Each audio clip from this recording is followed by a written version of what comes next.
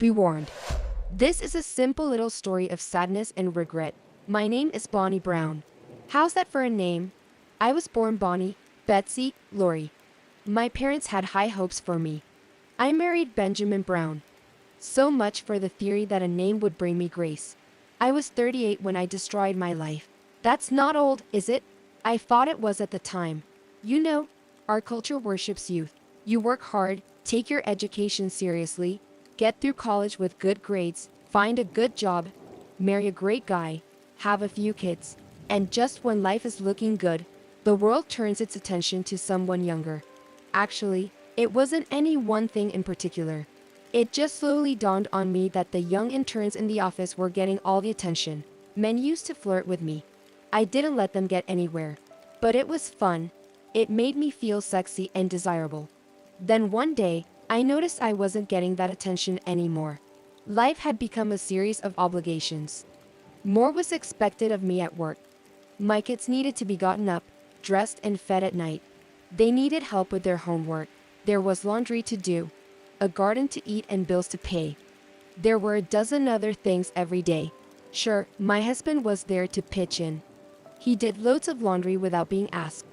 Cooked meals when I was late getting home. Cut the lawn and helped the kids with their homework. But I was the wife and mother. The responsibility was mine. I felt the weight of the world on my shoulders. Looking back on it, I must have been depressed. Maybe that was it. I don't know. I just know that I felt all these obligations and my life was stuck in a routine that never changed. I must have been insane. I would give anything. I would give my very soul to have that life back for just one day, but I can't give my soul because I lost it. I threw it away along with everything of real value that I had. I was called into the director's office on Wednesday, March 5th. Monday after next, the 17th. I had to go to New York for a week of training. It was my company's version of management school, and it meant my company saw promotion in my future. I was moving up. I went home and told my family. You'd think they would get tired of hearing me talk about the trip for almost 2 weeks, but it was all I could think about. They were all excited for me. The kids asked 100 questions and my husband kept telling me I would do great. They were all behind me and they filled me with confidence. I went shopping. That started with Ben's encouragement and his charge card. Ben is my husband. I needed several new suits. There would be socializing in the evenings and I needed some new clothes for that as well. The up and coming from around the country would be there, and I needed to make a good impression. They had to know that I was one of them. I wanted to be remembered. Yo, they remember me all right. Sunday came. I gave my husband a quick kiss, hugged the kids and took the shuttle to the airport. The coming week was all I could think about. On the plane, I finally realized that I left in such a rush that I spent so little time saying goodbye to my family. I told myself they would understand I was staying in the hotel where the classes would be held. I got to my room, freshened up and found my way around. I didn't know anyone, but I overheard several people talking about the class. I introduced myself and we had dinner together. This was my introduction to Janet, Donna and Jim. After dinner, they invited me to join them for drinks and I felt, what the heck? This was my week away from my routine. There was a dance floor, and while the music was canned, Jim took turns dancing with the three of us. Ben took me dancing from time to time, but it was fun to be on my own and dancing with someone new. I told myself I wasn't misbehaving and Jim was taking turns with each of us. It was just dancing and we were in public. There's nothing wrong with that, is there? As we worked our way through a few drinks, the dancing got closer. By the end of the night, I could feel Jim's member against me. I admit I was enjoying it. I was feeling young again. But it was a bit too much. I was feeling guilty, so I excused myself and retired for the night. It wasn't until I was getting into bed that I realized I never called home to tell them I arrived safely and it was too late then to call. The classes were interesting and I was working hard at night. We all met at the bar for drinks. I danced with most of the men, but it seemed I danced with Jim most of all. As the evening wore on, I could feel his member up against me more and more, and I was enjoying it. I was feeling young again. And what was the harm? We were in public and nothing was going to happen. The harm came Wednesday night. We had been getting close to close and I spent an hour just dancing with Jim. He held me tight. I could feel his erection against me and I was aroused. I excused myself and went to the ladies' room to dry my pants. And when I returned, we found a table to ourselves. You know how this story ends. He kept on working me, and I kept on enjoying the tension. I ended up spending the night in his hotel room having sex with a man I hardly knew. I should have been ashamed, but I didn't feel an ounce of guilt. I felt young and sexy with my real-world obligations far away. Then, just to compound my mistake, I flirted shamelessly with him all Thursday and Friday. We spent Thursday night in my room ordering room service and never went dancing. We even managed a quickie Friday after the training seminar before it was time for us to leave. I felt young and wild, like I didn't have a responsibility in the world and I could do anything. Men wanted me. Women wanted to be me. At times, I would begin to get that slight pang of guilt. But before it could overwhelm me, Jim was there to take my mind off it. He'd smile, touch me, kiss my neck, and my lust would return. Thinking back, he didn't do anything for me that my own husband couldn't do. His kisses weren't romantic. His voice wasn't soothing. All he did was give me 2 nights of unbridled passion and a quickie on the way out the door. Then on the flight home, going back to the life I had made when he was no longer there to distract me, reality finally hit.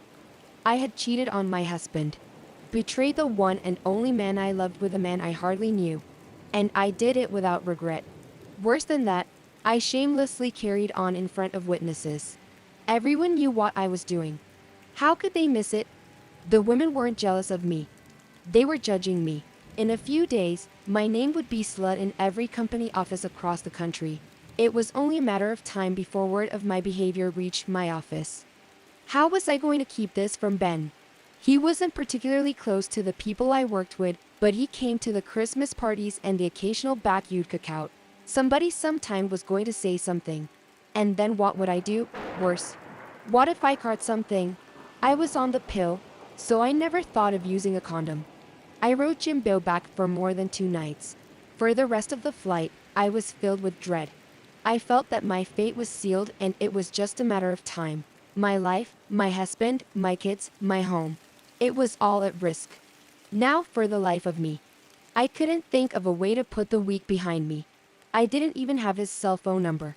He was just a DH to me, a man who wanted me instead of those young interns and who I could enjoy for a few days without responsibilities. If that doesn't say slut, what does? I had no way to contact him to tell him to keep his mouth shut because I had never wanted to contact him after I left. From that moment on, I was a dead woman walking. The plane was carrying me closer to my fate and I saw no alternatives but to face it and accept the consequences. I thought about telling Ben and throwing myself on his mercy. But what if he couldn't forgive me? I would never forgive me if I were in his shoes. Ben would want to make love when I got home. I'd been away for almost an entire week. I couldn't put him off without hurting him. But what if I'd caught something this week? If I gave it to Ben, he was sure to figure it out. Then I'd be worse than a slut in his mind. My heart was racing wildly, and I thought maybe I'll get lucky and have a heart attack. I didn't get lucky. The drive home was worse with every mile. I was taking myself to my own execution, and I had no way to stop it. I walked through a front door, hoping it would still be your front door to the shouts of Mommy's home. I was mobbed by 3 children who threw their arms around me and a husband who covered me with kisses. Everyone was smiling and they all wanted to hear about my week, what I saw, what I did, and what was it like. I almost broke down right there and wept. But I held it together. What did I do? How could I tell them what I did? I looked from child to child and saw nothing but love. My husband was beaming at my return. Everyone was so happy to see me, and I was showered with love from all directions. I didn't deserve any of it. I had betrayed them all. I put on a brave face and I told them all about the course. I told them about the meals. I described all the sights and sounds of the city.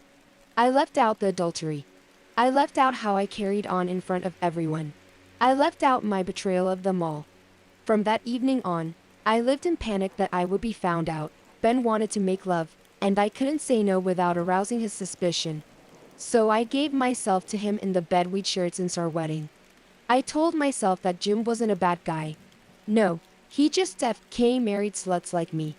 I told myself I was sure he was clean. I made up my mind to be the best, most loving, most affectionate wife that ever lived. I was determined that if Ben ever learned of my crime, his love for me would overwhelm the anger and hurt, and he would forgive me. I forgot one thing. Opus update. It was 4 months later and I was starting to think that I'd gotten away with it. I would never do it again. I would never betray Ben and the kids. That way I would be the perfect wife. I came through the door, happy to be home, ready to prepare dinner for the family. The house was quiet. There were no voices, no activity, none of the chaos that I had once taken for granted. Instead, there was only Ben sitting quietly in a chair, dejected, his head hanging with tears on his cheeks. Ben, what's wrong, honey? Are you okay? I got an email at work today. It seems you must have upset someone at your office. Said the wrong thing, pissed them off. Whatever you did, they really don't like you very much. What did I do? I usually get along with everyone. I don't know. I just got an email today with some cell phone photos of you at your training course. Remember when you went away for that week of training? It looks like you had a good time. It looks like the guy you were with had an especially good time. I heard my husband's words and I wanted to deny it all. I wanted to tell him that I loved him and only him. I wanted him to know that there could never again be anyone else for me, but I couldn't do any of those things. My mind shut down. It went blank. I sat there with my mouth open, just staring into space.